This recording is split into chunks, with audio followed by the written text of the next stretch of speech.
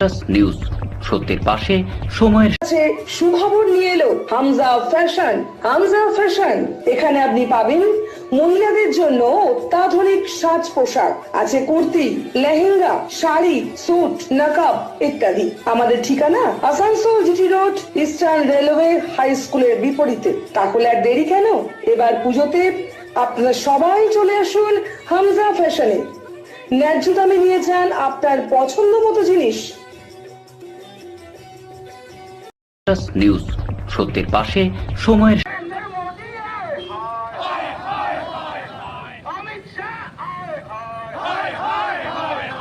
National Herald মামলার চার্জশিটে রাহুল গান্ধী ও সোনিয়া গান্ধীর নাম দেওয়ার প্রতিবাদে আসানসোলের হটন রোড মোড়ে কংগ্রেসের পথ অবরোধকে ঘিরে উত্তেজনা সৃষ্টি হয়। পুলিশের সঙ্গে কংগ্রেসের নেতা ও কর্মীদের ধস্তাধস্তি হয়। পরে আসানসোল দক্ষিণ থানার পুলিশ পথ অবরোধ তুলে দেয়। প্রসঙ্গত বৃহস্পতিবার পশ্চিম বর্ধমান কংগ্রেসের জেলা কমিটির সভাপতি দেবেশ চক্রবর্তীর নেতৃত্বে মিছিল করে হটন রোড মোড়ে পথ অবরোধ করে বিক্ষোভ দেখানো হয়। এদিন এখানে উপস্থিত ছিলেন প্রসেনজিৎ পৈতন্ডি, শাহ আলম সহ আরও অনেকে।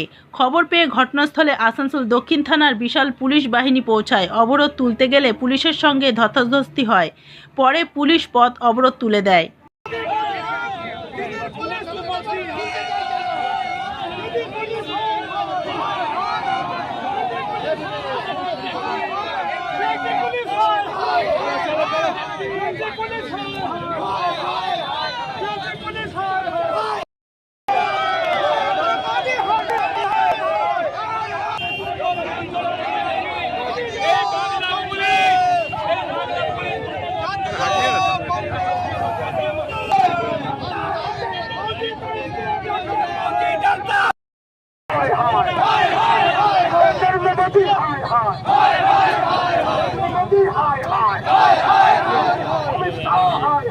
বিজেপির সঙ্গে মিলে আছে। আজকে আমরা বিজেপি বিরুদ্ধে এখানে আন্দোলনে নেমে আছি, কিন্তু বাংলা পুলিশকে দেখছেন কিভাবে আমাদেরকে টানাটানি করছে। আমাদের নিউজ সত্যের পাশে সময়ের গ্রিন আসানসোল, ক্লিন আসানসোল। আপনাদের শহর আসানসোলকে রাখুন সবুজ ও সতেজ, আর থাকুন সুস্থ ও স্বাস্থ্যবান, কারণ হেলথ ইজ ওয়েলথ। शहर आपका अपना है, इसे साफ रखना हमारा दायित्व है। দিনের পর দিন পরিবেশ দূষণ বেড়ে যাচ্ছে। এর কারণ শুধুমাত্র আমরাই এবং আমাদের অভ্যাস, যার কারণে আমরা নানান রকম রোগে আক্রান্ত হচ্ছি। তাই আপনার আশেপাশের এলাকা পরিষ্কার রাখুন এবং থাকুন সুস্থ। आसुसोर नगर निगम द्वारा जनहित में जारी। पॉलिथीन सड़क के किनारे यहाँ वहाँ न फेंकें और अपने परिवेश को रखें स्वच्छ। যেখানে সেখানে নোংরা না ফেলে অতি অবশ্যই ডাস্টবিনের ব্যবহার করুন। धूम्रपान सेहत के लिए हानिकारक है। सिगरेट, गुटखा जैसे जानलेवा पदार्थ का सेवन न करें। संकल्प लें, ना धूम्रपान करेंगे और ना ही करने देंगे।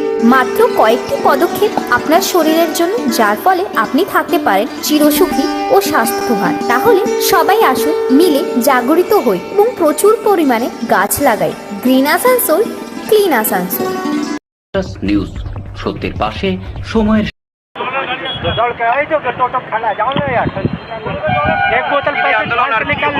আন্দোলন দেখুন, রাহুলজি, সোনিয়াজি সহ কংগ্রেস নেতৃত্বকে মিথ্যে মামলায় ফাঁসানো হচ্ছে। যে সংস্থা স্বাধীনতার লড়াই করার জন্য নেহরুজির হাতে গড়ে উঠেছিল, সেই সংস্থাকে নাকি রাহুলজি, সোনিয়াজি টাকা লুট করছে। অথচ যে সংস্থাকে রাহুলজি, সোনিয়াজি অধিগ্রহণ করেছে সেখানে নন প্রফিট অর্গানাইজেশন, ক্লিয়ার লেখা আছে, না কোনো সম্পত্তি বিক্রি হবে, না কোনো প্রফিট কেউ নেবে। তাহলে কি করে টাকা হস্তান্তর করছে? মানি লন্ডারিংয়ের কেস তৈরি হচ্ছে, যেখানে মানি ট্রেলই নেই, কোনো টাকা পয়সা এদিক ওদিক হচ্ছে না। মিথ্যে মামলায় শেষ পর্যন্ত আমরা এখানে কুশপুতুল দাহ করে যখন স্লোগান দিচ্ছি নরেন্দ্র মোদীর এগেনস্টে, মমতা ব্যানার্জির প্রশাসন নরেন্দ্র ভাইয়ের নামে কোনো স্লোগান শুনতে চায় না। দিদি মোদি হাত মিলিয়ে বসে আছে আন্ডারগ্রাউন্ডে, আমাদের সাথে ধাক্কাধাক্কি করলো। এই দেখুন, হাত কেটেছে, কারো পায়ে লেগেছে। পুলিশ তার বর্বরতার সঙ্গে আমাদেরকে এখান থেকে সরাচ্ছে। পুলিশের কাছে মমতা ব্যানার্জির দলের নেতাদের নির্দেশ আছে যে কোথাও যেন বিজেপির এগেনস্টে কংগ্রেস না আওয়াজ করতে পারে। এই যে বাইনারি রাজনীতি, মমতা ব্যানার্জি এবং বিজেপি, শুভেন্দু মমতা, হিন্দু মুসলিম, এই খেলাই বাংলায় চালাতে চায়। কোনোরকম এদের এগেনস্টে অন্যরকম কথা কেউ বলুক, এটা এরা মানুষকে, বাংলার মানুষকে শুনতে দিতে চায় না। এই আন্দোলন যতদিন না রাহুলজি, সোনিয়াজি সহ যাদের নাম মিথ্যে চার্জশিটে ফাঁসানো হয়েছে নাম প্রত্যাহার হবে, এই আন্দোলন গতকালকে দুর্গাপুরে হয়েছে, সারা ভারতবর্ষে হয়েছে, আজকে আসানসোল সহ সারা রাজ্যে অন্যান্য জায়গায় হচ্ছে, আগামী দিনে আরও তীব্র হবে। কারণ এই মিথ্যে মামলায় নরেন্দ্র মোদীকে আমরা ভয় পাই না, বিজেপির কাউকেই ভয় পাই না, যা করার আছে করতে পারে। আমরা ব্রিটিশের নাগপাশ ছিন্ন করে দেশকে স্বাধীন করেছি, তো এ তো নরেন্দ্র মোদী আর অমিত শাহ, এরা তো বিজেপির, এরা তো হচ্ছে ইংরেজের 5 টাকা দালাল, এদেরকে কি ভয় পাই? নিউজ, সত্যের পাশে, সময়ের